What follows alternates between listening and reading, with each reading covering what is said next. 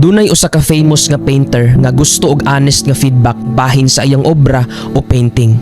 Gidala niya ang iyang pinakamaayong painting ngadto sa plaza nga daghan kaayog tao. Sa ubos sa painting, gibutang niya ang usa ka pahimangno nga nag-ingon, "Kung makakita mo og sayop sa maong painting, palihog butangi og X." Milakaw siya apan sa pagbalik niya sa hapon nasubo kaayo siya. Ang iyang painting napuno na og mga X. Halos tanan dunay nakit-ang sayop. Ug tungod sa iyang kasubo, giadto niya ang iyang suod nga higala ug miingon, "Tingali, dili di ay ko maayo nga pintor sama sa akong gihunahuna." Mipahiyom ang iyang higala ug mitubag, "Ayaw kawad-ig paglaom. Pinturaha pag-usab ang parehas nga hulagway ug ayaw usba bisan usa ka detalye. Ugma, sulayan nato ang laing paagi." Pagkasunod adlaw ni ana, ilang gibalik ang parehas nga painting sa maong plaza. Apan karong higayuna, lahi na ang mensahe sa ubos.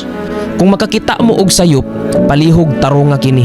Ania ang mga brush ug pintura nga inyong magamit." Milakaw ang pintor ug gibiyaan ang mga gamit.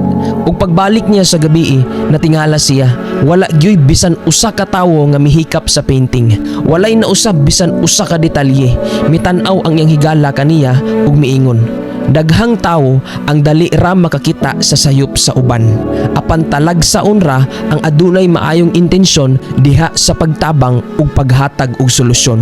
Busa sa dili pa nimo tugutan nga ang opinyon sa uban maoy magbuot sa imong bili, pangutan-a una ang imong kaugalingon. Makahatag ba sila og mas maayong solusyon o maayo lang sila sa pagsaway pero walay ikatabang?"